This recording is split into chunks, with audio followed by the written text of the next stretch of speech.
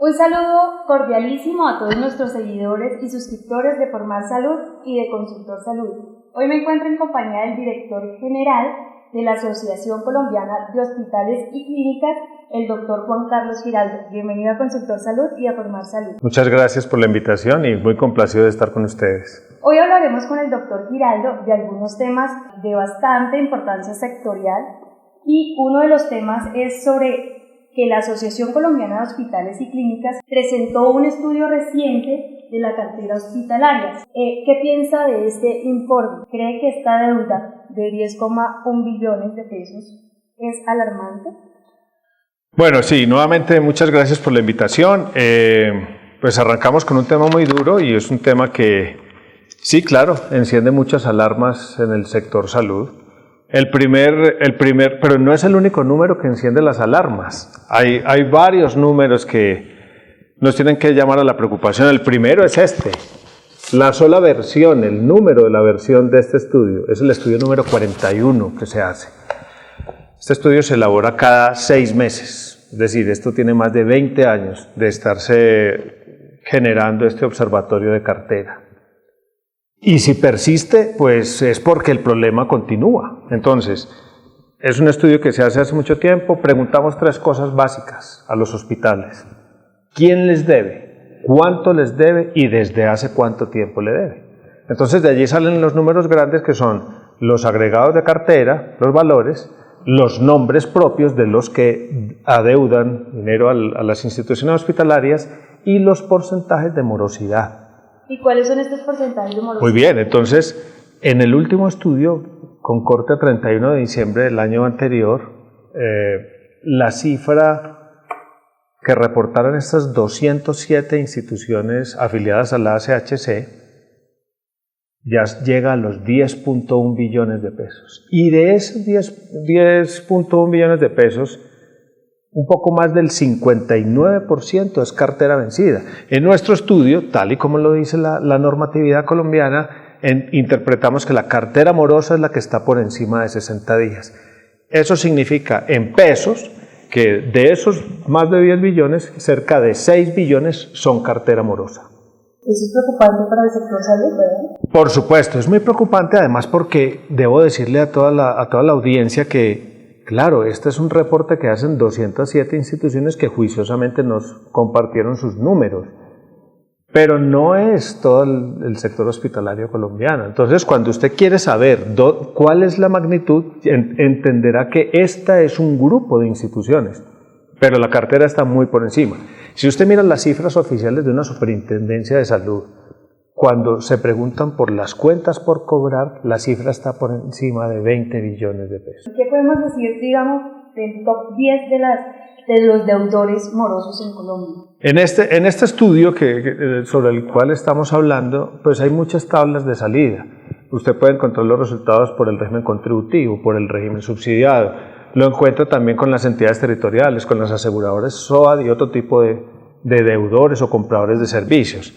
Pero al final nosotros hacemos un resumen en una tabla que es el top 10, las 10 que tienen más cartera vencida. Y entonces el ordenador en esa tabla es la cartera que está por encima de 60 días. Entonces allí encontramos que el número 1 es la nueva EPS. Claro, la nueva EPS es un gran comprador de servicios, tiene un gran volumen de afiliados, y ellos ya están superando la cifra de 1 billón de pesos. Lo que nos muestra es que está en 1.048.000. De esa cifra, el 52% es cartera vencida. Pero allí se encuentran otros deudores. Se encuentra Café Salud, que está en liquidación. Para esas entidades que reportaron, se fue debiendo 502.000 millones de pesos. Esa es la deuda que está pendiente.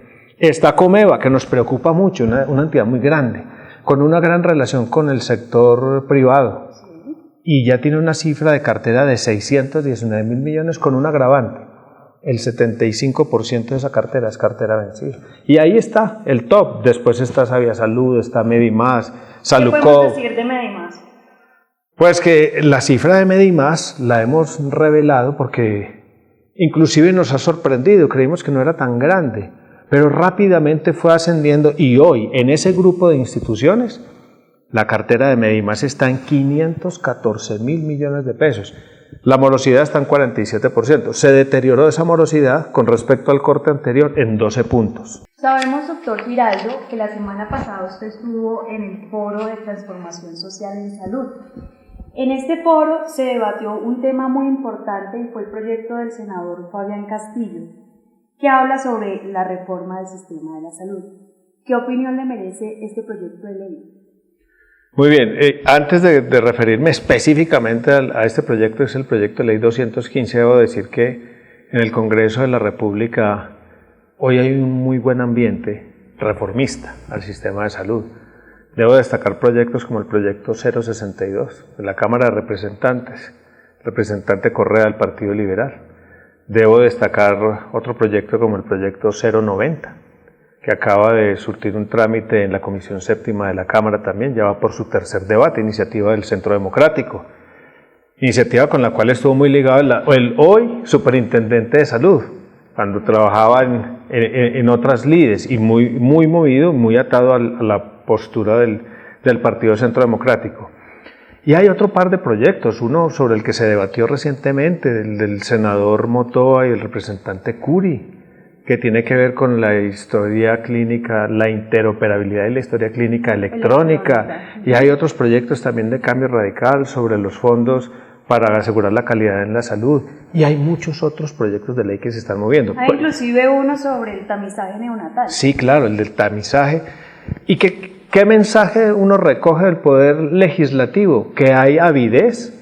Primero, conocen la situación problemática que tiene el sistema de salud, conocen en qué estamos en el sistema, en avances y en retrocesos, y todos están pensando promover textos de reforma para tratar de cambiar esa realidad. Eso yo creo que si el gobierno, como lo ha dicho el presidente, lo saben encauzar, es decir, lo saben ensamblar de una manera inteligente, aquí puede haber una buena reforma al sistema. Me refiero a este proyecto de ley, que es el proyecto de ley 215, presentado por el senador de Cambio Radical, Fabián Castillo. La semana pasada estuvimos en ese foro, nosotros como gremio hicimos una intervención, y lo que le decíamos nosotros al senador y a los asistentes es, este es un muy buen proyecto, que tiene muchos puntos positivos, no lo tiene todo. ¿Cuáles son las ventajas? Pero yo sí le veo, de este proyecto? Nosotros le señalamos varios puntos positivos. El primero de ellos es que crea un plan único de salud. Sí. Que nosotros, yo creo que él no lo había denominado así, pero es una buena abreviatura. El PLUS, el plan único de salud, es darle la tranquilidad a la población que nosotros vamos a tener en el sistema una progresividad, es decir, que vamos a construir sobre lo que ya hay de unificación de los planes y que eso se va a mantener. Pero él además le hace unos énfasis a lo que es la promoción y la prevención, la atención intrahospitalaria, y le hace un acento especial al tema quirúrgico. Es decir, eso es una visión de unificarnos. Y ese es un muy buen mensaje además de progresividad y de equidad. Hace una serie de menciones en los artículos a la creación de programas para tratamiento de enfermedades crónicas. Sí. Y yo celebro eso porque, miren, el perfil epidemiológico colombiano hoy, el 83% de la carga de enfermedad es por enfermedad crónica. Y en muy pocos proyectos se habla de ese tema. Entonces, hay capítulo específico para enfermedades crónicas. Ahí es donde el sistema debe volcar muchos de sus esfuerzos. Le da funciones nuevas al IETS. Crea un único régimen, es decir, unifica el contributivo con el subsidiado, pero hace una cosa que yo se la vi por primera vez. Bueno, ahí yo tengo una pregunta, y es, entre los puntos de este proyecto está la eliminación de las EPS y la unificación del régimen contributivo del que usted está hablando en este momento. Sí. De acuerdo a esto, ¿qué permitiría mejorar este proyecto en el sistema de salud colombiano? Pero antes de pasar a esa respuesta específica, pues remato esa parte diciendo, son muchos los puntos positivos del proyecto. Hay uno muy específico en la unificación de los planes. ¿Cuál es?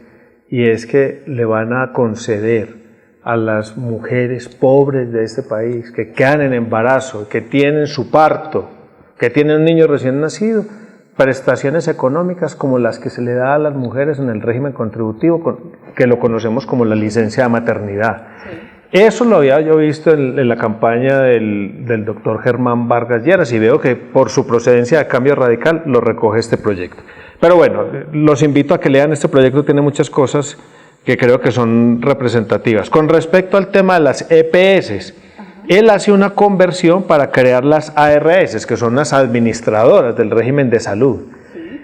Pero no es, como muchos piensan, una desaparición de la EPS, sino es una aceptación de que la figura intermedia, la figura de esa agencia queda dentro del sistema, pero le cambia y le hace explícito la función. Usted tiene que hacer gestión del riesgo, pero usted no va a administrar como ARS los recursos financieros del sistema.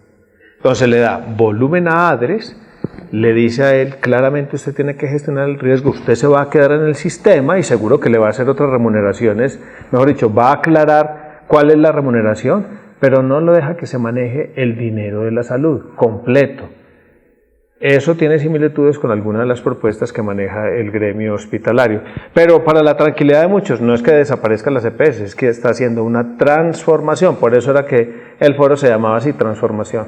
Ok, hablando un poco de esa transformación, de modo general, la Asociación Colombiana de Hospitales y Clínicas está liderando un tema y es la revolución en el sistema de salud. ¿Cuál o en qué consiste básicamente esta revolución? Nosotros, ¿cuál es el enfoque? Cuando se estaba dando toda la discusión en la campaña presidencial anterior, el gremio hospitalario decidió hacer una compilación de todas las propuestas que venimos haciendo a lo largo del tiempo después de ver cómo ha evolucionado el sistema. Y ese es un documento que yo creo que mucha parte del sistema lo conoce, además está publicado en nuestra revista hospitalaria que se llama Revolución del Sistema de Salud. La revolución, y hago el primer comentario, es aspiramos a que si no se puede hacer la revolución, por lo menos sí se haga la evolución del sistema de salud. Y entonces nosotros hemos dicho, mire, aquí hay varias cosas grandes que hacer en el sistema, digamos como varios componentes para tratar de, construyendo sobre lo que tenemos hoy, evolucionar el sistema y resolver muchos de los problemas. Entonces lo primero que le decimos al país en esta propuesta de revolución es, la primera revolución que hay que hacer es una revolución en la atención primaria en salud. Se los voy a decir casi telegráficamente. La segunda, tiene que haber una red integrada de servicios de salud. Es que ¿qué es lo importante para la gente? Que le abran las puertas, que lo atiendan, que esa cobertura sea real y que le resuelvan los problemas. Eso es lo que necesitamos. Y que él sepa a dónde tiene que acudir en esa ruta lógica. Entonces, ese es el segundo punto, una red integrada de servicios de salud. El tercer punto es con respecto al asunto de la gente, de lo que hoy llamamos nosotros la EPS.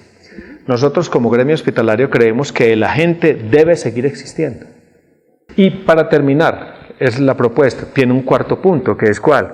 Nosotros hemos hablado siempre del Banco de la Salud, o de la Caja Única, o del Fondo Único. Ya tenemos un ADRES, en el plan de desarrollo anterior se logró la creación de ADRES. Nosotros creemos que ADRES debe tener más potencia, debe ser un super ADRES, y que él tenga la acumulación de los dineros, es decir, que los tenga todos los dineros de la salud, todas las fuentes vayan allá, acumule los riesgos, no haga las auditorías, las tiene que delegar ¿en quién? En el administrador regulado. Y que se convierta en una urna maestra de información, en un repositorio de los recursos y en un acumulador de riesgo. ¿Eso sirve para qué? Menos costos de transacción, menos costos de intermediación, menos posibilidad de corrupción. Pero doctor, estábamos hablando del tema de revolución en el sistema de salud, ¿verdad? Pero digamos que, ¿qué tan factible es alcanzar ese consenso entre la aprobación y la operación? Porque pues este tema de revolución o de evolución en el sistema de salud suena muy bien, pero la realidad pues sabemos que es otra. ¿Qué tan factible es esto? Esa es una muy buena pregunta, porque a veces hay buenas iniciativas y buenos textos que no se convierten en realidad. Exactamente. ¿Y por qué no se convierten en realidad? Porque, como nos ha pasado a nosotros en el sistema, le faltan coadyuvantes a esos textos. Y casi que los dos coadyuvantes fundamentales son la gobernanza y la inspección, vigilancia y control, que a veces uno diría, hacen parte del mismo espectro. Si todas estas cosas no se gobiernan bien, no hay un buen seguimiento, no hay una reglamentación adecuada, si no hay un fuerte liderazgo y si no hay una búsqueda de un consenso social que nos haga a nosotros legitimar el sistema de salud de una mejor manera, pues esto no va a funcionar. Entonces aquí este es un trabajo, y de pronto hago un pequeño paréntesis, porque mucha gente dice, estamos en la época de la ley estatutaria, y yo les digo, la ley estatutaria es un precioso marco, pero el marco se tiene que llenar de contenidos para que funcione, porque si no, simplemente vamos a tener una enorme frustración de decir, todos tenemos el derecho a la salud, pero los derechos, como el derecho a la salud, que son derechos positivos, requieren la intervención positiva del Estado o del gobierno para que esto funcione. Entonces, nosotros proponemos que se mantenga el aseguramiento en Colombia, pero que se cambie de una manera rápida la forma de administrar el aseguramiento, es decir, que se haga un cambio táctico manteniendo la misma estrategia. Bueno, estuvimos con el doctor Juan Carlos Giraldo, él es el director general de la Asociación Colombiana de Hospitales y Clínicas. Muchísimas gracias por esta entrevista y, como usted sabe, los micrófonos de Consultor Salud y de Formar Salud están abiertos para usted en todo momento. Bueno, muchas gracias. Espero que puedan apreciar la visión que nosotros tenemos desde el gremio hospitalario sobre cada uno de estos temas. Yo quiero dejar un mensaje final, y es, de verdad, si algo queremos nosotros ayudar a construir, es una visión de largo plazo en este sistema de salud. Y también hay que recordar que uno debe aspirar a tener un mejor sistema de salud, un sistema que resuelva. Y eso lo hemos llamado nosotros un sistema, lo hemos dicho en nuestros documentos, un sistema humanista, prevencionista, eficaz, de calidad, que resuelva, resultadista, gobernable y racional. Esa es la visión que debe tener el sistema. Si nosotros hablamos sobre visión, seguro que vamos a coincidir con muchos de los actores e intervinientes del sistema.